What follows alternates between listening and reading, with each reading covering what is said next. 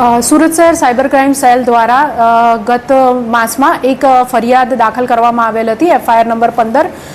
જેની અંદર સુરતના એક સિનિયર સિટીઝન સાથે પોલિસી ફ્રોડ થયેલ હતું, જેમાં મુખ્યત્વે એમને જે પોલિસી જૂની હતી અને તેમણે ભરવાની બંધ કરી દીધી હતી એ પોલિસીઓ ફરી ચાલુ કરવા માટે સાયબર ક્રિમિનલે એમને કોલ કરીને ઘણા લાંબા સમય સુધી, લગભગ 5 વર્ષ જેવા લાંબા સમયગાળા સુધી એમને અવારનવાર કોલ કરીને અલગ અલગ એકાઉન્ટમાં પૈસા ટ્રાન્સફર કરાવેલા અને એ રીતે મૂળ 22 લાખની છેતરપિંડી તેમની સાથે થયેલ હતી. હવે આ ગુનાની અંદર સાયબર ક્રાઇમ સેલ દ્વારા દિલ્હી ખાતેથી અમિત કુમાર અને સુમિત કુમાર બંને ભાઈઓની ધરપકડ કરવામાં આવેલ હતી. આ ગુનામાં તેઓની ધરપકડ બાદ જે પૂછપરછ થઈ અને એમના બેંક એકાઉન્ટ સ્ટેટમેન્ટ્સ વગેરેનો અભ્યાસ કરતા સાયબર ક્રાઇમ સેલના ધ્યાને આવ્યું કે આ લોકો માત્ર એક નહીં અન્ય ઘણા સિનિયર સિટીઝન્સ છે જેમની સાથે ફ્રોડ કરી રહ્યા છે, જેથી બેંક ડિટેલ્સના આધારે સુરત શહેર સાયબર ક્રાઇમ સેલ દ્વારા એક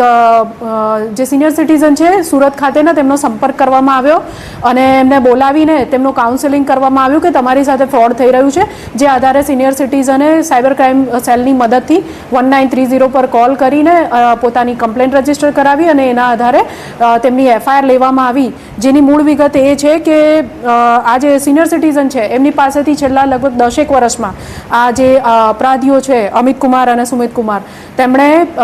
પોલિસી ફ્રોડના નામે લગભગ 98,85,000 જેટલી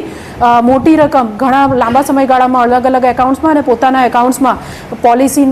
રિન્યૂ કરાવવા અને પોલિસી પકવવા અને પોલિસીમાં જે અમાઉન્ટ છે એનાથી પણ વધુ અમાઉન્ટ અપાવવાના બહાને પડાવી હતી. હાલ બંને જણ જે અગાઉના ગુનામાં જ્યુડિશિયલ કસ્ટડીમાં હતા તેમાંથી એમના રિમાન્ડ વગેરે લઈને અટક કરવામાં આવી છે અને બીજું ક્યાં ક્યાં તેમનું ઇન્વોલ્વમેન્ટ છે વગેરે બાબતોની પૂછપરછ હાલ ચાલુ છે. હાલ તપાસ કરતા કોઈ ગુના નોંધાયેલા નથી, પણ સાયબર ક્રાઇમ સેલ દ્વારા આ ગુનો નોંધવામાં બીજો ગુનો અત્યારે જ નોંધવામાં આવેલો છે.